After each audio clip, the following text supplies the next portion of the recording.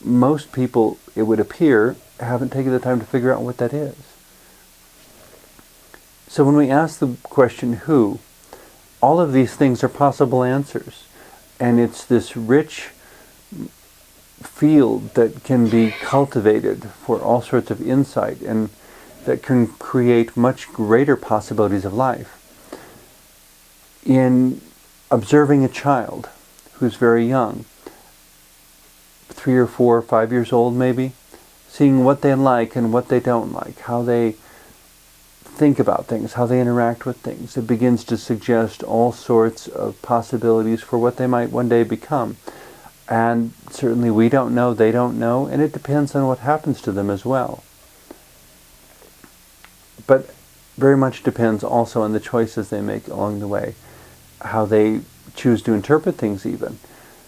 If somebody does something they don't like, do they see that person as protecting them from a negative result, or do they see that person as opposing them?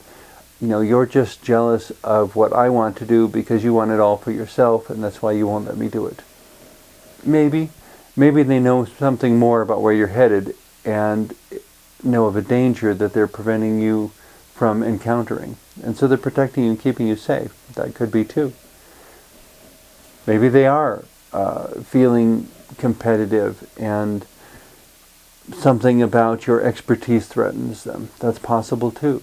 But these are the questions we ask in order to get to know what we can do and who we are a whole lot better, and to expand the parameters of life.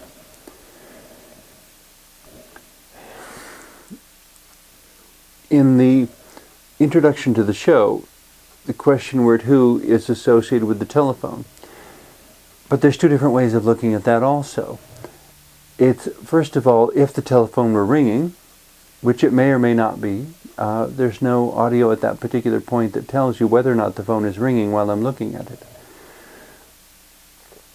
In that moment, if the phone were ringing, I could be immediately, probably the first question that would come to mind is, who's calling?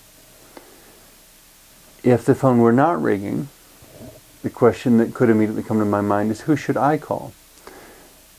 Well, that would depend on what I needed the communication for. Do I want to tell somebody what just happened to me? Do I have a question that needs answering? Do I need a repairman to fix something for me? Whom should I call? Should I call the relative or the person who has no friends to see what I could offer by way of a conversation because they live too far away for me to actually go visit them?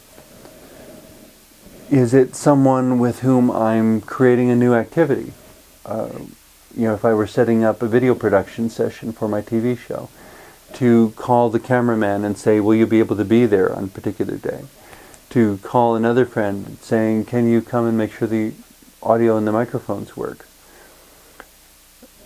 All these sorts of other choices that revolve around that, and the only thing we really have in common for that event is the question word who.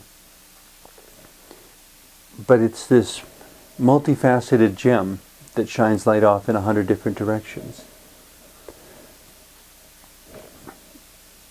The additional thing about humanity is that we are a species that lives within time.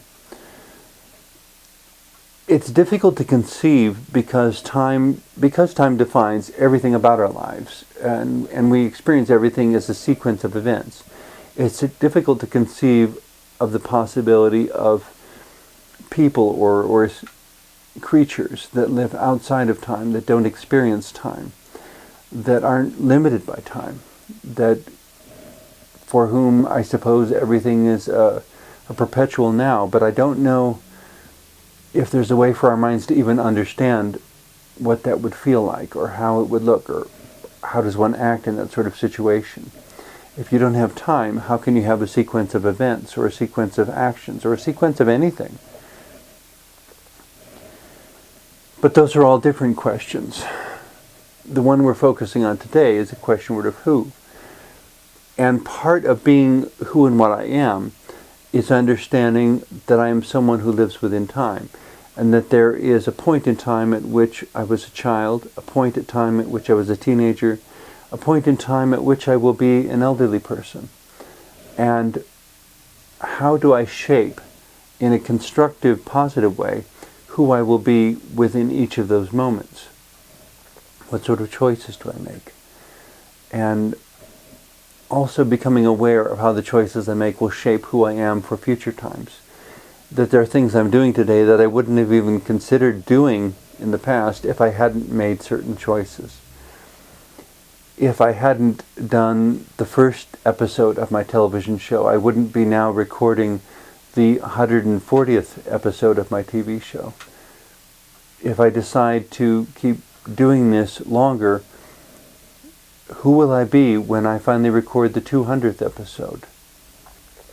How will my understanding and my perspective and my experiences and my history have changed by that point?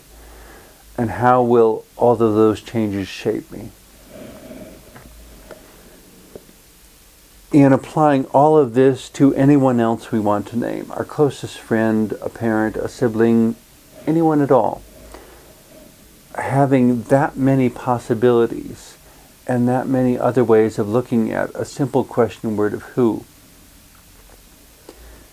suggests that maybe we should proceed with a bit more humility, that as well as we think we know a person, we really don't. We know that much. We know a little bit of history, a few of their preferences, maybe we know their favorite color. We don't know them well enough to tell somebody who has never met them with absolute reliability everything they would do, think, say, or be within a particular context.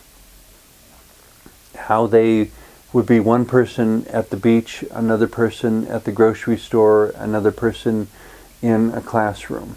If they were taking a course in something, if they were a student, how they would be on their job. Or I suppose one could even say who they would be on their job.